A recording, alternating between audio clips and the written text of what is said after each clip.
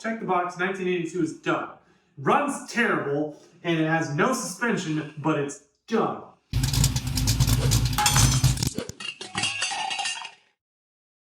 Today, we are finally going to be starting some assembly.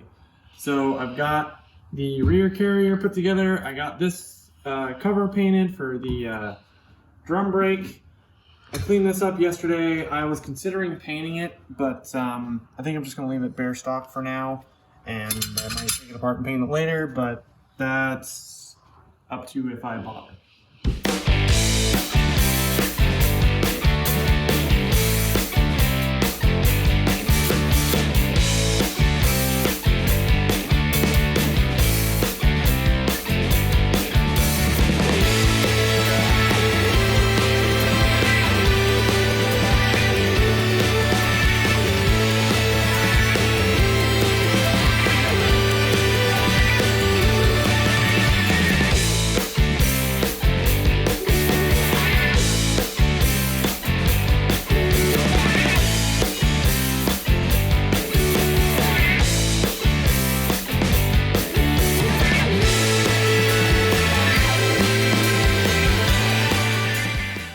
Alright, the bearings are in. Just took a little bit of patience, and a hammer wasn't too hard. Hopefully I got them in there right. Had to get that center spacer in there. So that's all good, ready to go back on the bike. But before we do that, I need to put the sprocket assembly back onto the axle. So that's what's next. Axle is all cleaned up. Got it all bolted down. It's on there snug. Once I get it on the bike, I might tighten it up a little bit more, but it's tight enough that it's not going to move. Axle bearings all set up. I'm going to get some hardware real quick and get this thing mounted on the bike.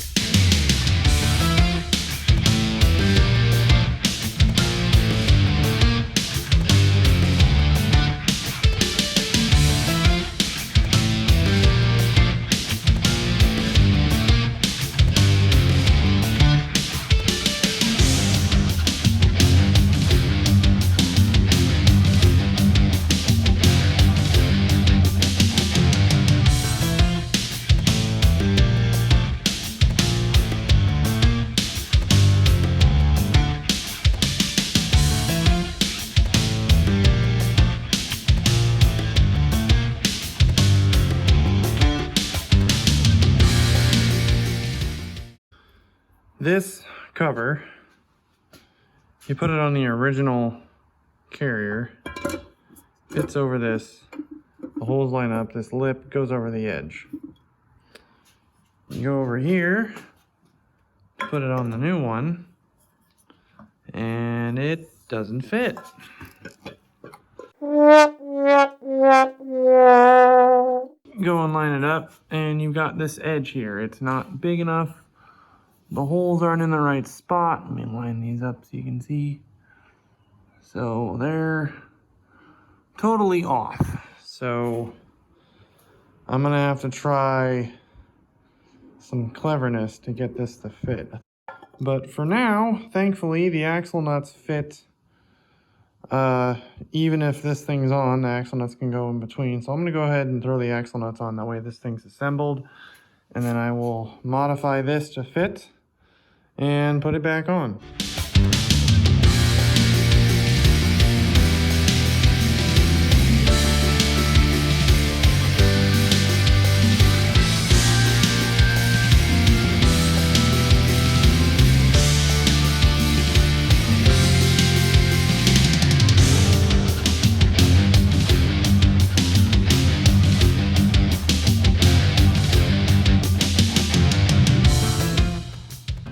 Next part of the axle install is I decided I want to try to hook up the foot brake and make sure I have all the parts there, make sure everything's working, because when the bike came, none of this worked. I had pushed the foot brake down and it would do nothing. So I'm going to see if I can get it to work. Here we go.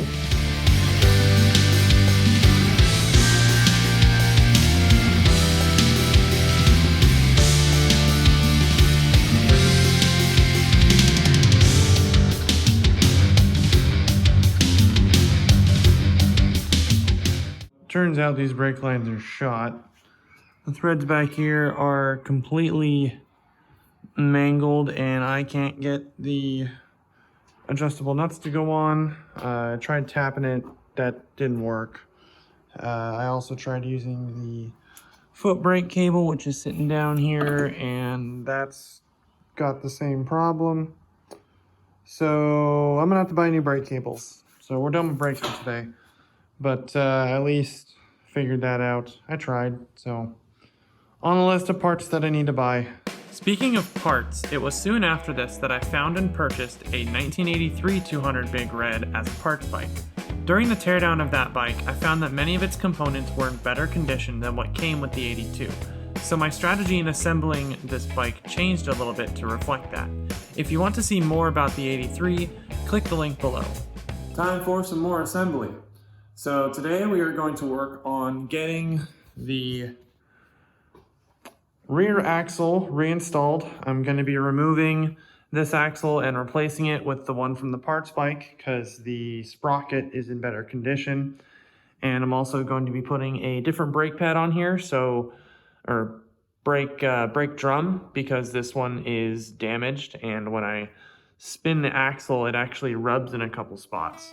So I'll be switching that out, and then I hope to get the rear end fully assembled with the wheels back on, and maybe even the wiring harness and some other cables, and possibly the front end.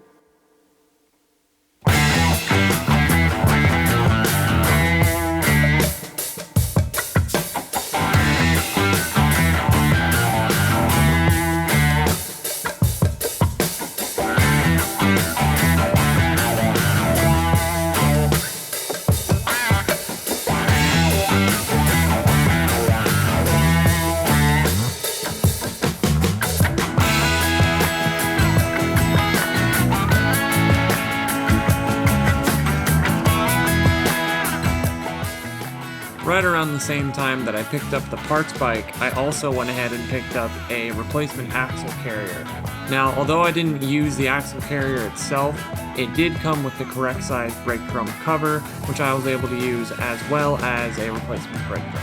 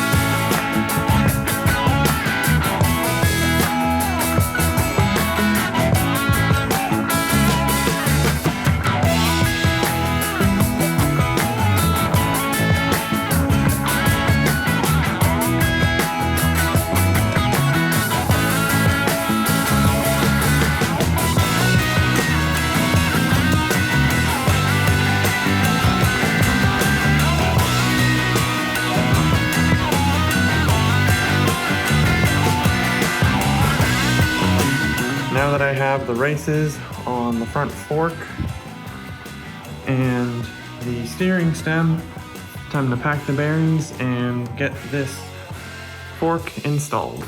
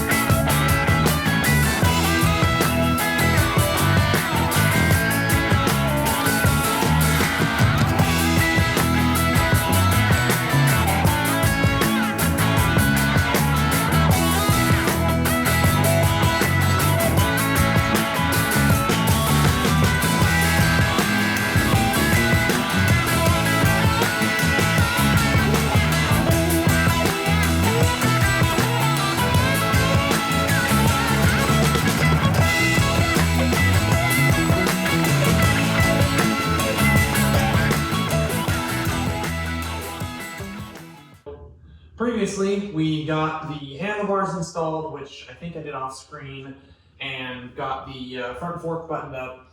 And I'm glad that I decided not to try to rebuild the suspension like I was mentioning previously, because even if I did, it wouldn't have worked. So today, I'm going to get the rest of the front end put together. So the headlight cage, the front rack, the front fender, all that's going to get thrown on. And on the back, I'm going to get the rear rack installed and a couple of other bits and pieces. I actually got some of my missing parts in, so I'm really excited to see what that looks like because I haven't actually ever seen this bike with all those rear end bits. So that's the plan for today. And maybe if I'm on a roll, then I'll start working on putting some of the electrical in, but I doubt it. So let's get started.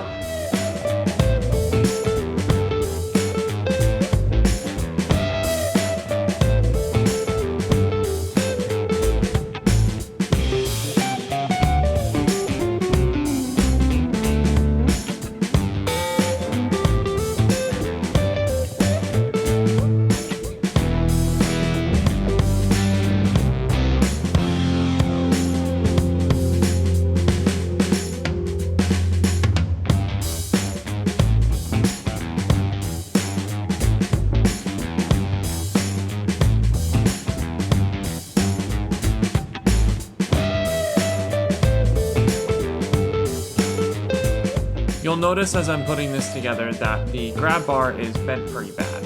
I was going to try to straighten it out, but I don't have the right tools and it mounted just fine off the 3 bolts, so I decided to just leave it.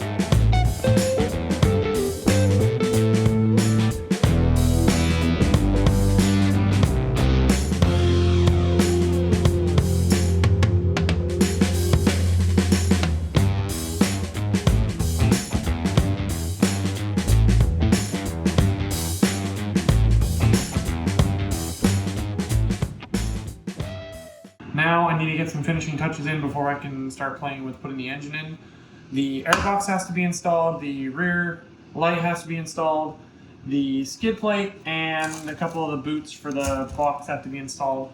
And then obviously the wiring harness is the last step before I can start putting the carb and one of the engines back in. So to get this airbox on, I reinstalled the carb boot back here and the intake boot, which is over on this other side. So now I just got to put in the 4 mount bolts. There's 2 on this side, 1 here and 1 there, and then 2 on the opposite mirror. Airbox is installed. All nice and tight. Now it's on to the skid plate.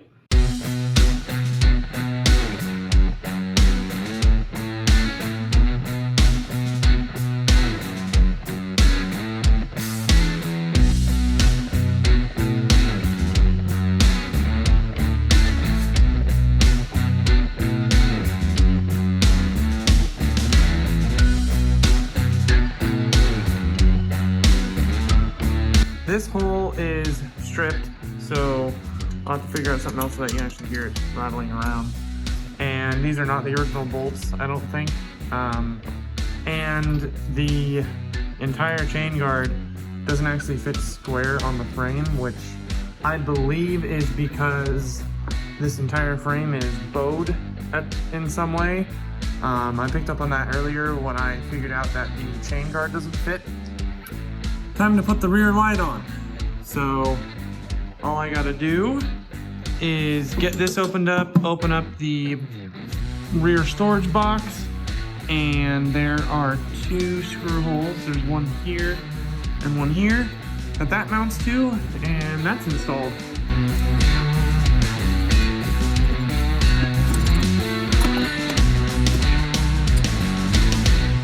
We're down to the final stretch, and the next part is wiring. So now I get to figure out how to put all this back on, since I took photos and then lost them. Thankfully, I can cross-reference off the other bike, but there's a couple of little changes. To start though, I need to take this off because I got ahead of myself, and I need to mount the regulator and a couple other bits underneath the storage box. So that's the first thing.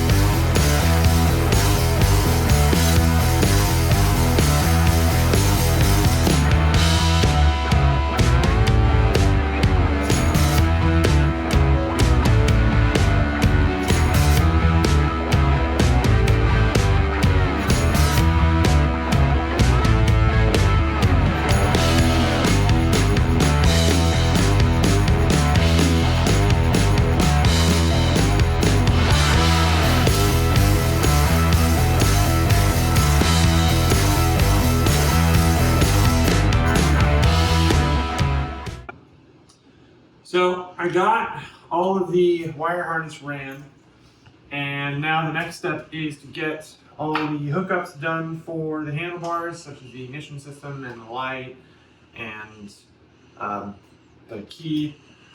But to get to all of that, it's kind of a pain to do that when the headlight's installed, so I'm going to go ahead and take that off real quick, get everything connected up, and then put the headlight back on.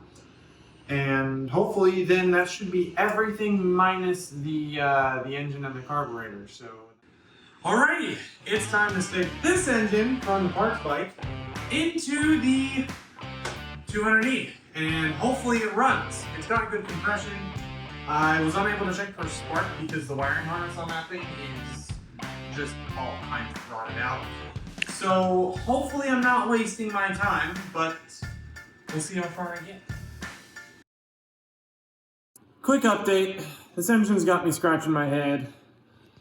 I still don't have any spark, and I don't know why.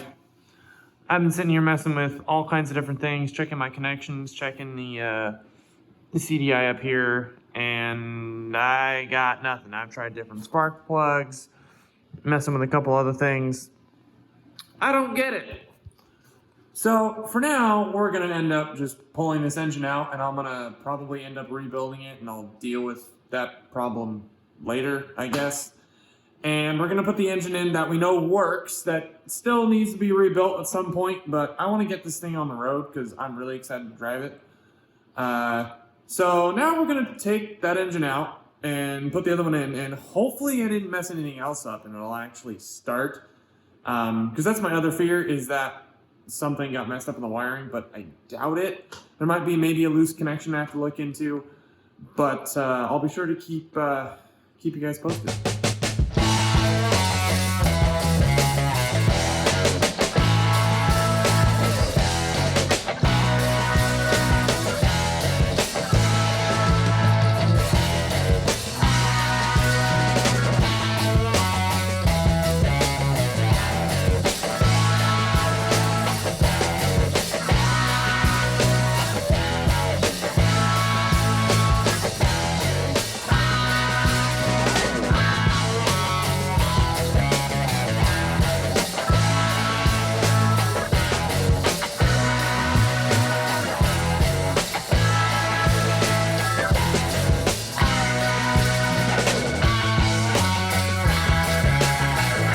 Looks like I got everything assembled.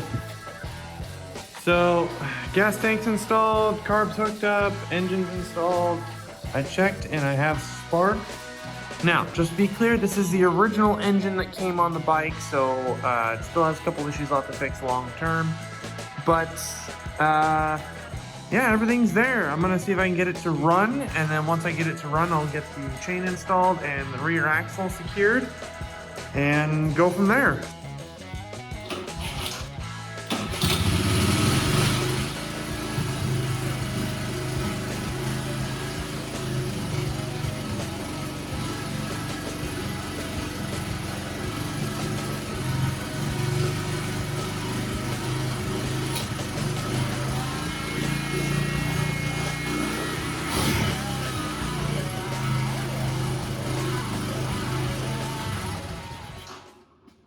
Okay.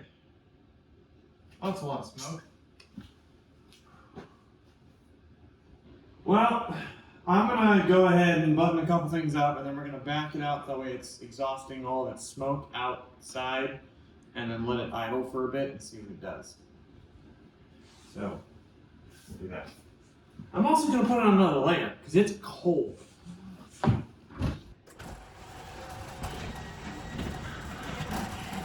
Once I had gotten the bike pushed out, I had nothing but problems trying to get it to run right. I could get it to idle really high, or it would sputter and die, and nothing in between. So I don't know if that was because of the cold weather, or if something in my carburetor still gummed up, but the bike was not cooperating.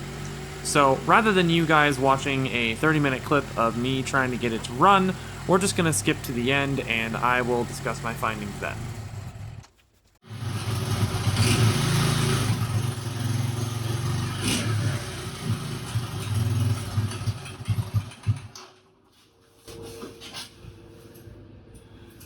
Yeah, I don't know what's going on. I'm thinking something in the carb is gummed up.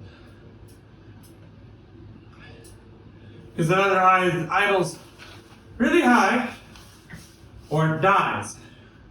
And not a whole lot in between. But it runs, kind of, which is good. So, yeah. That's the problem for later, I guess. Thanks for watching. If you enjoyed the video, please like and subscribe, and we will see you in the next one.